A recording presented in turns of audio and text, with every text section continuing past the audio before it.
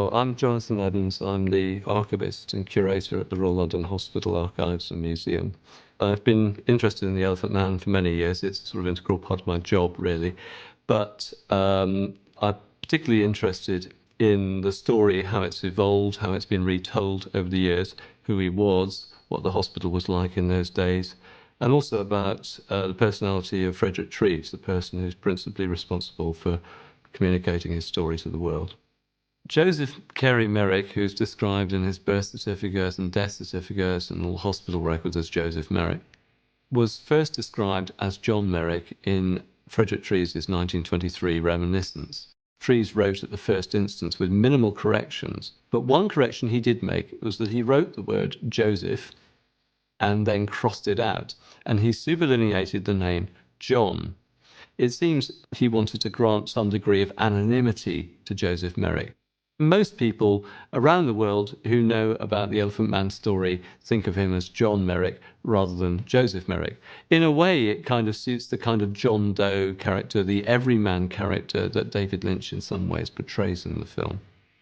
Joseph Merrick's time, particularly the East End of London, was a very densely populated area. Population by the early 20th century was actually approaching 600,000 in the immediate area around the London Hospital. Many of them were new to the area. In fact, many of them were new to Britain. There was a large number of immigrants, many people arriving from Russia and Eastern Europe, Central Europe, for the first time would arrive at the London docks and find homes. The East End of the 1880s was a turbulent time. There were strikes in the area at the time, but there were also other problems, social unrest and poverty particularly bad. There's also, of course, the Jack the Ripper murders, which were a particular feature of the East End in the latter part of 1888, when Joseph Merrick was in fact resident at the London Hospital. This, again, tended to concentrate the attention not just of London and Britain, but the world on the East End of London. I saw the film The Elephant Man when it was first released in this country in the late 1970s, and found it a very moving, powerful film then. It's an impression that stayed with me to this day. It's an interesting interpretation of the story, and it's largely based, I think, on two sources: the Reminiscence, The Elephant Man by Frederick Treves, which was published in 1923, and a book by Ashley Montague called The Elephant Man, A Study in Human Dignity, which was published in 1971. David Lynch takes those stories, but he also interprets them in his own way as well, for powerful dramatic effect. He changes the chronology of the historical events as they actually happened, and that's one of the most important aspects of how his interpretation is different from the real story of Joseph Merrick. Mrs. Merrick was Mary Jane Merrick, formerly Potterson, and she lived in Leicester with her husband. What we know about Joseph, that he went to school like other children, would have benefited from the education available in Leicester. I think he certainly attended a Sunday school, and he learnt to write and to read. And we have one example of his handwriting, which is a very nicely written letter to Mrs. Leah Maturin, who was a young widow. In the film, it's rather implied that Merrick's father had abandoned his mother, but death, and that Joseph's mother had died when he was about 7 years old. And he says that in his little autobiography that this was the greatest sadness of his life. And things really start to go wrong for him after that. We know that Merrick's father, Joseph Rockley Merrick, remarried, that he remarried his landlady, and that she wasn't very kind to Joseph, and that in fact he was obliged to seek his living hawking trinkets through the streets. As time went on, it became more and more difficult for him to make a living this way. His appearance became too unusual for him to be able to make a living door to door, and he tended to be mobbed and bothered by children in the streets. He eventually opted to enter the Leicester Workhouse voluntarily. It was whilst living at Leicester Workhouse that Joseph conceived the idea of being able to make some money out of his misfortunes. He wrote to Sam Torr. Now, Sam Torr was in the musical business in Leicester, and he had a popular music hall act at the time. Sam Torr involved a colleague of his, Sam Roper, and a veil which had just one eye slit. Joseph was met by Frederick Treves in the latter part of 1884, and he was examined by Frederick Treves in his rooms. He was presented as a case at a meeting of the Pathological Society of London in the 23rd of June 1886. He arrived at Liverpool Street Station on the morning of the 24th of June 1886. He was mobbed at the station. The police found him still with Frederick Treves' calling card in his pocket, and they brought him to the London hospital, and his admission to the hospital is entered in the London Hospital Patient Register dated 24th of June 1886. The way that, for example, the receiving room or the accident department at the London Hospital is depicted is quite accurate. A lot of the hospital scenes seem quite accurate. There are lots of picture references, the makeup, for example, the uniform of the nurses, the costume, all of that is fairly accurate. The operating theatre scene probably isn't 100% accurate, and although Treves had some bad days when as many as 50% of his patients might not have survived an operation, by and large he was a successful surgeon, and he wrote a lot of surgical textbooks which remained in print for many years, converted for Joseph to live in.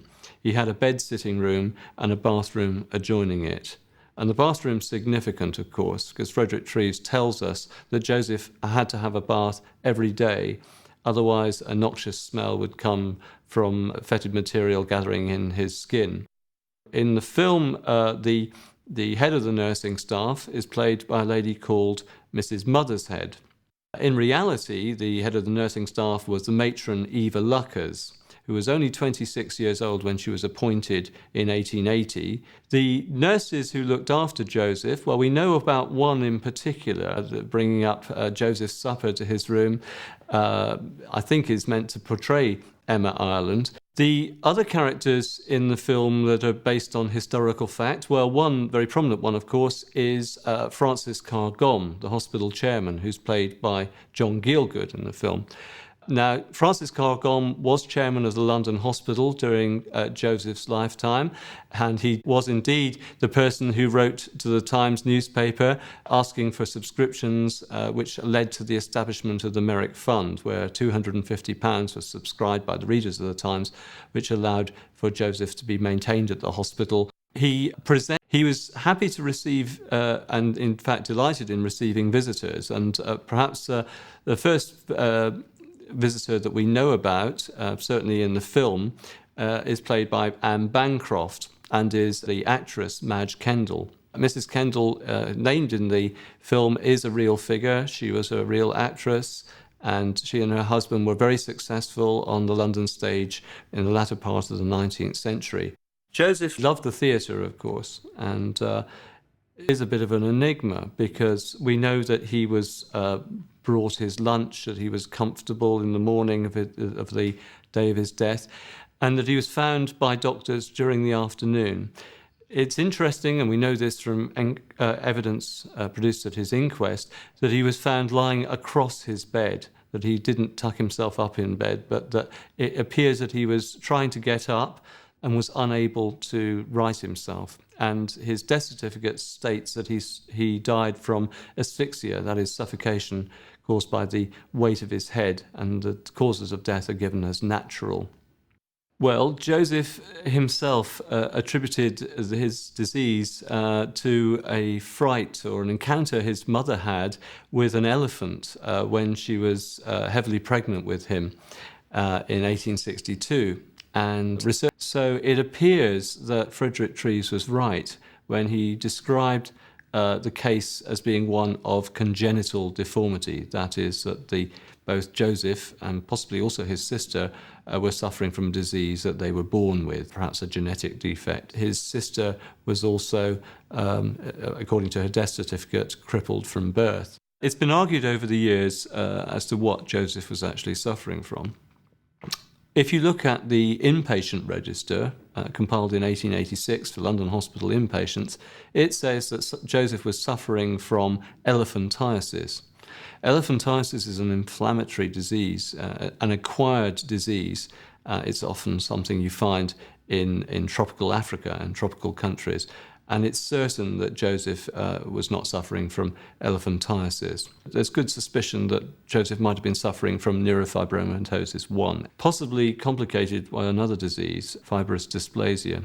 If you look at the x-rays and photographs of Joseph Merrick, there's lots of pathology shown, and if you look at different parts of the body, for example, looking at the femur, it looks a bit like he's got Paget's disease.